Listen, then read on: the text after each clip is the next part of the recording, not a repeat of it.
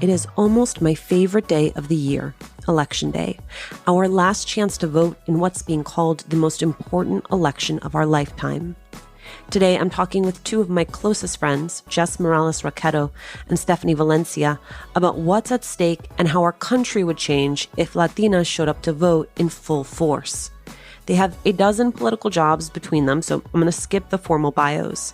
I invited them together because they're co-founders of Se Puede, a new movement to politically activate incredible Latinas like all of you.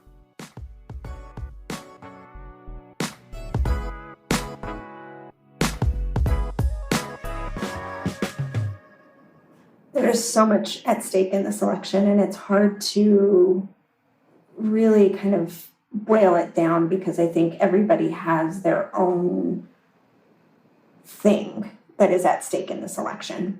You know, some of us have friends or family who are at risk for deportation. If another 4 years of Donald Trump will mean another 4 years living in extreme fear and paranoia. For some people, it is about healthcare and access to healthcare and pre-existing conditions and making sure that we don't have to worry about, the doctor that we go to or going into debt because of, an emergency, a health emergency, or putting off a doctor's visit. It is about the economy, and it is about coming out of COVID and how we respond to the both health emergency of COVID, but the economic emergency of COVID that has disproportionately affected our community. But this truly is, they're like lives on the line on this election. And we're determining whether or not a racist nationalist who has from day one of his campaign singled out Latinos and Latinas as other and as people who we should fear, not embrace. That is what we are deciding this election, whether or not we are going to choose a leader who will bring this country back together, or whether we will continue to divide and deflect and blame. But this is a time where we are at a pivotal moment. I think we will all remember where we were, not just this election, but this period of time when we survive it and we look back and we're building the country that we want. Jess, there's this concept in urban planning, which is about resilience, that when you have something like a hurricane or an earthquake that decimates a city, that the old school model used to be to just build things back to the way they were pre-earthquake, pre-hurricane, but that really, in as much as there can be a tragedy, there can be an opportunity to rebuild things to be bigger and better and more resilient than they were before, an opportunity for reimagination. What would that look like? I think it would look like a place. I always say that it's a place where everyone can make mistakes. Right now, you have a world in which only some people can make mistakes. Latinos certainly cannot make mistakes. Black people cannot make mistakes. And I will know that we have completely reimagined a world where everybody has opportunity, everybody has equal treatment, when we can not worry about being the best or the first or the only, because there's so many of us who have had the opportunity to realize our dreams and then also fail. You never hear stories about Latino failure because we are not allowed to fail. We have to be totally exceptional to get what is available to, a lot of people in this country just by being born, just by the virtue of their existence. So when I think about how do we get to a place where we're allowed to make mistakes, it's a place where we recognize that all work is valued. And the way that we show that value is by making sure it's paid a minimum wage and people have time off and people have the ability to seek the care that they want. It also means really thinking about the ways in which each of us has the responsibility to make sure that we're trying to leave the world better than we found it. I think that what we've seen in the context of the pandemic is that our individual decisions that we make about our behaviors ripple out and affect so many other people.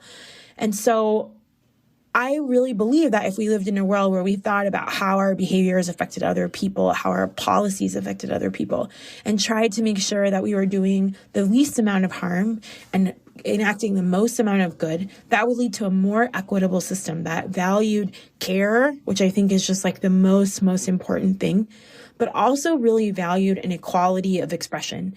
Honestly, I feel like if this time has shown us anything, it's that these systems aren't working for literally anyone. And if we don't reimagine those things, we may not have the kind of country, but also planet, literally the planet that we want and need and deserve. Is there something that's getting in the way of your happiness or that's preventing you from achieving your goals? I have found in my own life that talking with someone can make a big difference, but sometimes the logistics, finding the right person, the time to connect, makes things complicated. BetterHelp Online Counseling connects you with a professional counselor in a safe and private online environment.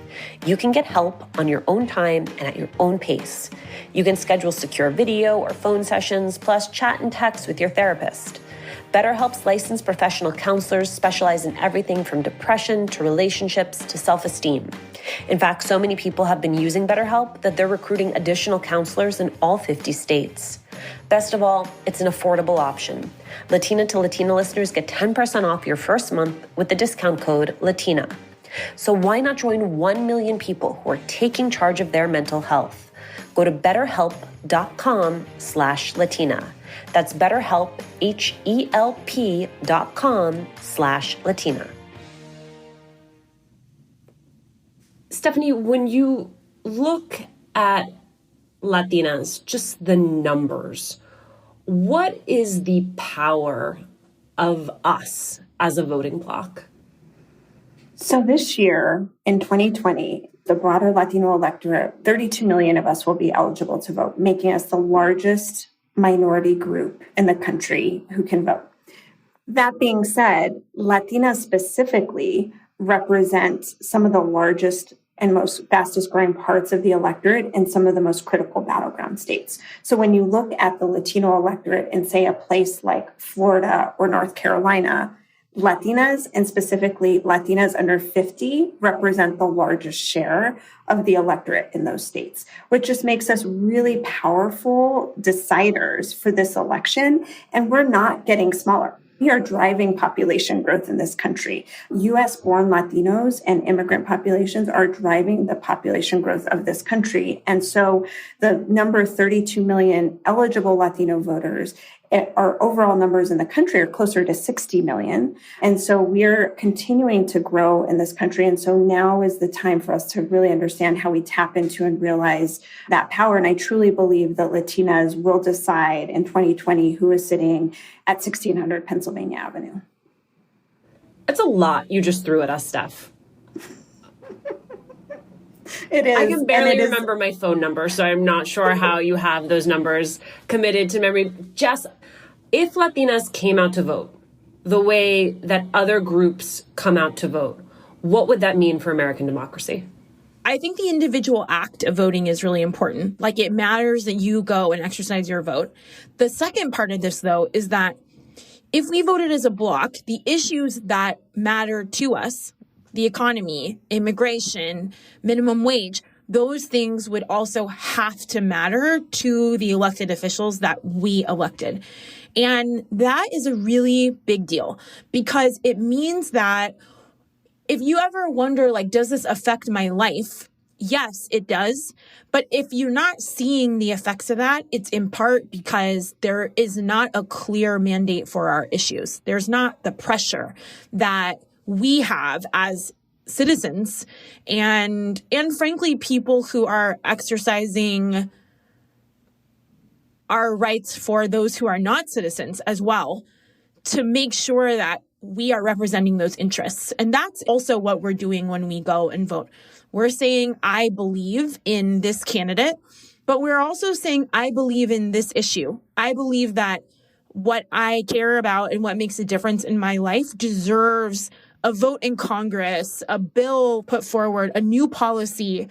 If we could understand that our individual vote makes a difference and also our votes collectively as a block of people, as Latinos, make a difference, all the things we hear about, how Black women are the backbone of the Democratic Party, how white working class voters need to be persuaded, how suburban moms really matter in this election, you could additionally hear about Latinas, single moms who are in community college, being the people who are deciding this election. And I think our country would change if those, look at me, civics, democracy is making Llorona, Llorona. Wouldn't be an episode if someone didn't cry. What do we do here? And I do like, I mean, part of why I'm crying is that it's like, that is who decided who led our country and what policies mattered, and the country would be better. It would affect our lives. And like, that's what all of this is supposed to be about. All of it. Latina to Latina is brought to you by First Republic Bank. As your focus turns to what matters most to you and your community, First Republic remains committed to offering personalized financial solutions that fit your needs. From day one, a dedicated banker will be there to listen to you and understand your unique values and goals. Because now more than ever, what matters to you matters most. Learn more at firstrepublic.com. Member FDIC, Equal Housing Lender. I think part of the reason that this makes me and Jess and you emotional is that there's both the change that could grow out of this. But there's also frustration with the fact that we have gotten the message that you need to have a PhD in order to be able to vote. That somehow the fact that we make all the decisions inside our families is not enough. How do you get around the sense that you need to be a political scientist to go to the polls? Yeah, I have a cousin here in New Mexico, and she has told me for a very long time that she thinks that voting and that like politics is my job, not hers. And that she thinks that it's too complicated. And Stephanie, that's what you do. It's not what I do. And the point I always try to make to her is like, your voice is more important than mine. Like, you are dealing with issues on the front lines of COVID, on the front lines of, the healthcare crisis in this country every single day, and seeing where the system is broken. You need to be voting. And so it's just always likes to point out when we talk about this, voting is hard. Like, democracy is hard. But if we show up and the people who's should be deciding what the government and the future of this country look like are actually participating in helping to determine who is sitting in Congress, who is sitting in the White House, and who is making those really important decisions about access to college, healthcare, and who gets access to it, who gets access to birth control. Like, if those are the people who are participating in deciding, we have all we need. Like, you do not need an advanced degree to participate in politics. And one of the benefits of 2020, for all of the hot mess that it has been, is voting by mail is actually a huge opportunity for people to take their time and to actually do their research and to feel more prepared. Latinas don't turn out at the same levels as non-Hispanic, Black, or white women. In fact, we turn out anywhere between 10 to 15 points lower than both of those subgroups. And so one of the reasons that we don't turn out at those same rates is because we don't feel prepared and we don't want to mess up. So we're talking about Latinas because this is a Latina podcast, but I want to talk about Latinos. Because one of the things that you, Stephanie, have found in your research, and I should say Stephanie and my husband are work siblings. I would like to also say that Stephanie introduced me to my husband, and so I am forever in her debt for that introduction. Thank you, Stephanie. But it means that I hear about this nonstop in my house, Stephanie, which is that, listen, there was a freak out at some point around the Latino vote. And part of what my husband Carlos and you always try to remind people is, part of that freak out is because there was an expectation that Joe Biden was going to have this in a runaway. And that really what has happened is that, as in past elections, you see a quarter to a third of the national Latino vote going to the Republican candidate. And so this is what would be a quote unquote normal election. These are the numbers that you're seeing coming from a Republican, especially a Republican incumbent candidate. But of the numbers that you're seeing, part of what interests me is that gender divide, that as fired up as the women in our community are against Donald Trump, there's some softness among men. And I wonder, for someone who's having this conversation with their boyfriend, with their husband, with their dad, what it is about Donald Trump that is appealing to men in our community. Yeah, well, the gender divide, as you pointed out, is one of the biggest findings that we have found in our research. We've interviewed close to 40,000 Latino voters across 11 different battleground states over the last year. And one of the things that has emerged and stayed completely consistent is the gap between where Latinas are and where their Latino counterparts are as with regard to Trump. And Latinas are deeply, deeply anti-Trump. It's almost like they can't get any more anti-Trump. Whereas men, I like to say they have Trump intrigue in certain pockets. They're Trump intrigue, and then especially in states like Arizona and Nevada and even in New Mexico, you see an interest and you see kind of an infatuation with Trump and maybe his cult of personality, the status of the economy, like pre-coronavirus, even though many of these men weren't actually experiencing better economic situation in their own personal lives, they still think the fact that they see Trump as this quote unquote successful businessman and somebody who takes on, all these different interests and just says it how it is. There's something in an appeal to that they really enjoy. And so I do think that for progressives and more broadly Democrats, they have to figure out how to talk to these younger Hispanic men, because I think whether Trump is in office or not, there is something that is not reaching them and not really speaking to them about kind of where progressives and Democrats are. But as it relates to Latino men in this election and their behavior, I will say that while they are intrigued by Trump, they aren't yet ready to go vote for him. And in a place like Arizona, in one of our last polls, we saw upwards of 40% of Latino men who said they quote unquote supported Trump. But when you asked, will you actually go and vote for him? That number dropped to closer to 25%. And so there's a softness. It's like that they're interested, but they can't quite stomach going to vote for him. I want to tell you about a comedy podcast that I think you'll love. It's called Spanish Aki Presents. Each week, Spanish Aki Presents highlights the best of the Latinx comedy and experience with exciting guests, discussions about Latinx culture, and even a little improv. Spanish Aki Presents is hosted by comedians Carlos Santos, Raiza Licea, Oscar Montoya, and Tony Rodriguez, with special guests like actor Luis Guzman, first Latina Disney princess and my girl, Amy Carrero, hija de tu madre designer, Patty Delgado, and even Mr. 305 himself, Pitbull. And if you're asking yourself, do I need to know Spanish to enjoy this podcast? The answer is no, but you might learn a little along the way. Listen to Spanish Aki Presents in your podcast app now and subscribe so you don't miss an episode.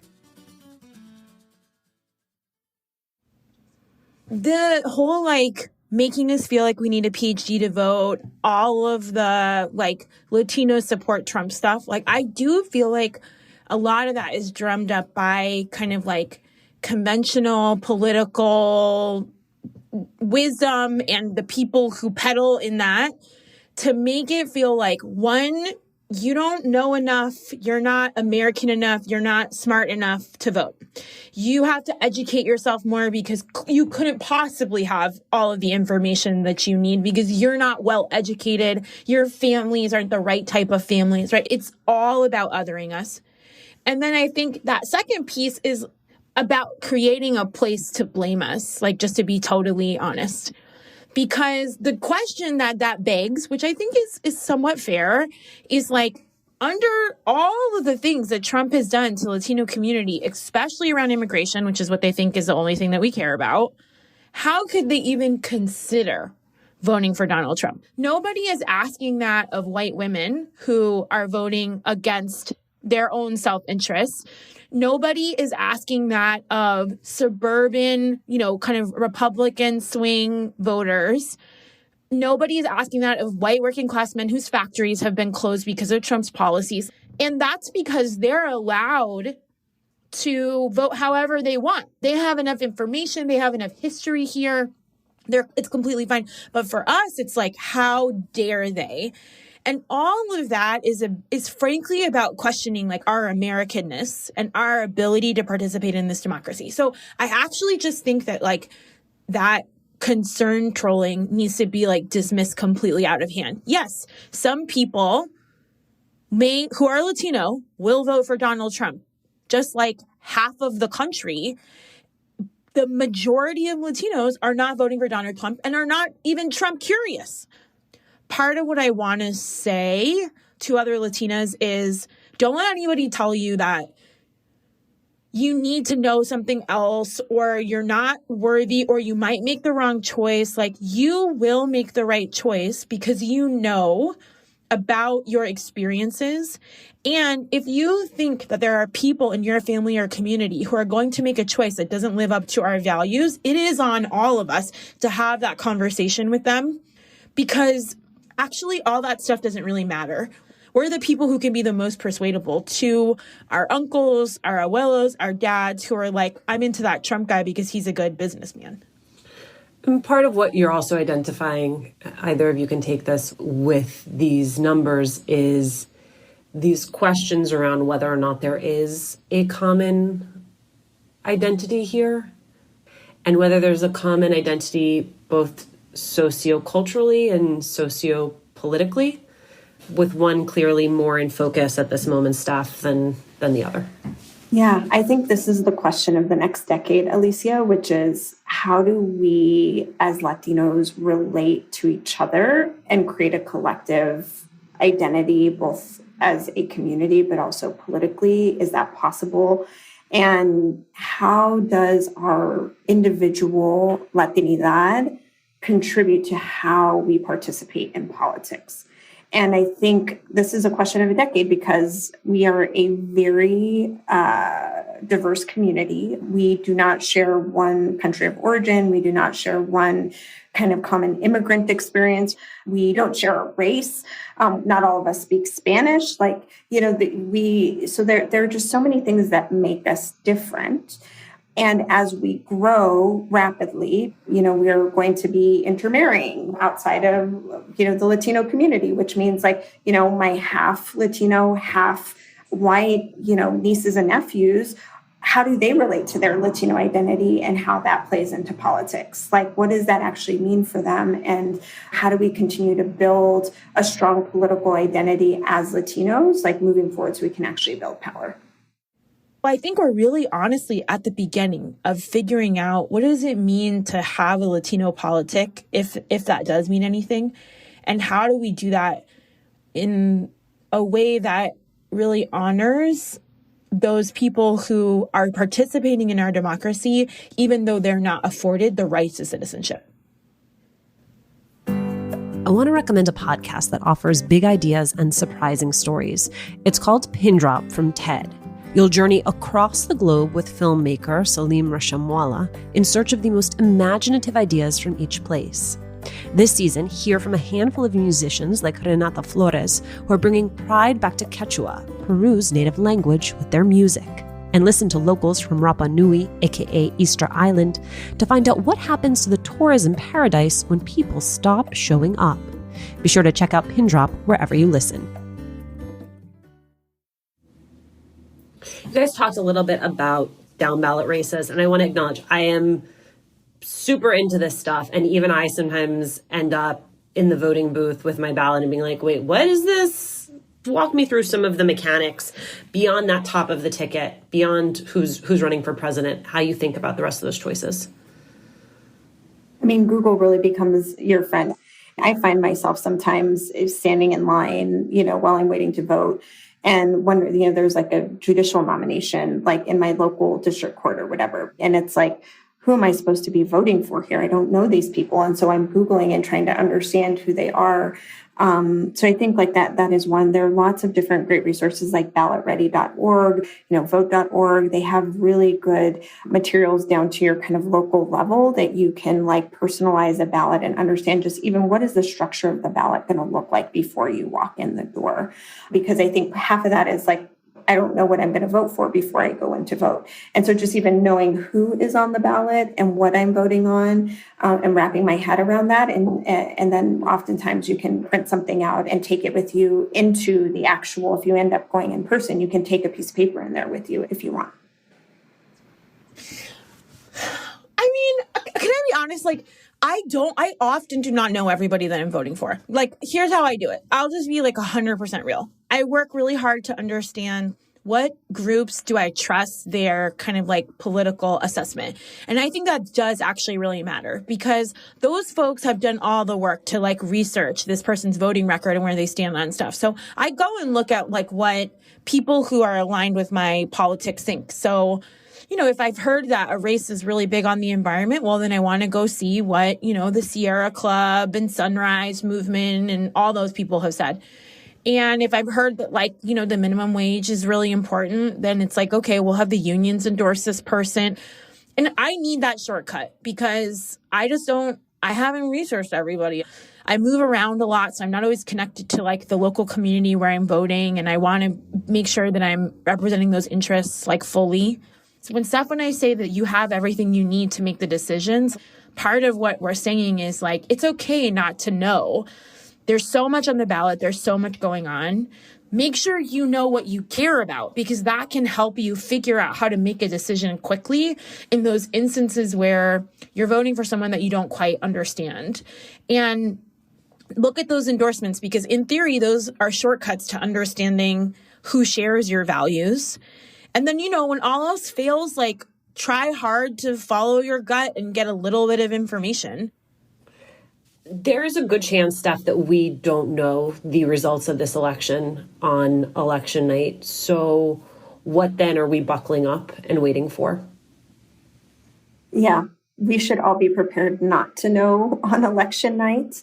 And we should be prepared that there could be a very different outcome on those who vote on election day versus those who vote by mail. And it is going to take some time to count those ballots. You know, different states have different systems for how they count the early votes and the absentee ballots. To make sure I'm clear, because a lot of Democrats are going to be voting by mail and a lot of Republicans are going to be putting the preference on going in person. Exactly.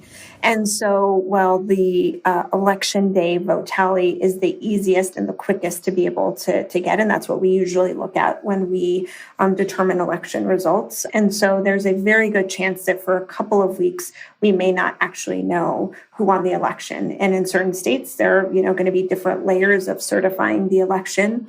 This is going to be a very complicated process. It is a real test of our democracy and the systems that we have in place. And there are lots of different scenarios. And so it's really important that we get over any kind of confidence issues about whether or not we feel prepared to vote, and that we vote and we take our families and we catalyze our communities to do it, because that is the only way that it will be clear to make sure that there's an unquestionable result around who won for president. Last question. Jess, the first time we had you on Latina to Latina, you said that your work is to help motivate people to their purpose. I think about that a lot.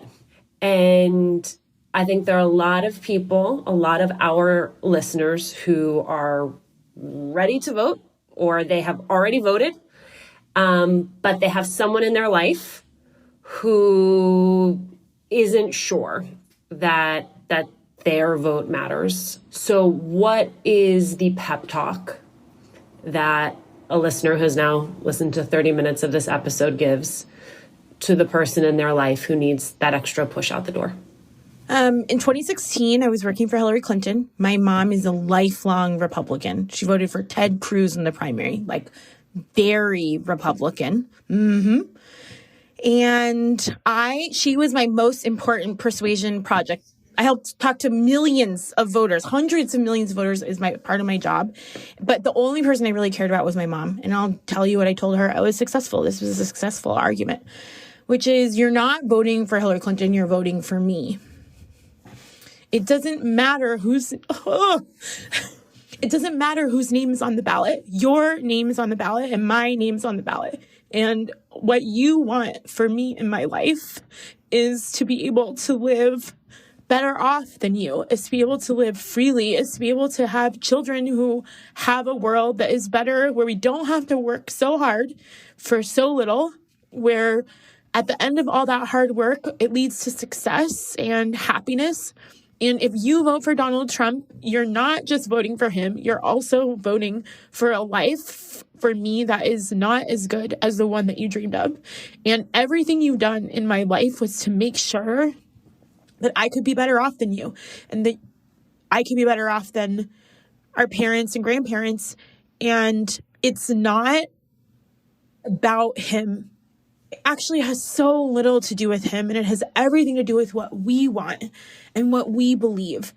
And I know that we share the same values. And if you share those values, when you're casting that ballot, when you're filling in the name, you're not actually voting for him, you're voting for me. So think about my name.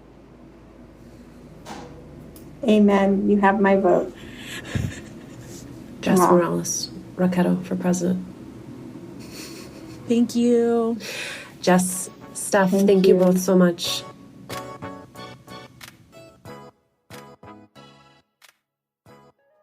Thanks for joining us. Latina to Latina is executive produced and owned by Juleka Lantigua Williams and me, Alicia Menendez. Virginia Lora is our managing producer. Cedric Wilson is our producer. Carolina Rodriguez mixed this episode. Manuela Bedoya is our social media editor. We love hearing from you. Email us at hola@latinatolatina.com. And remember to subscribe or follow us on Radio Public, Apple Podcasts, Google Podcasts, wherever you are listening. And please leave a review. It is one of the fastest, easiest ways to help us grow as a community.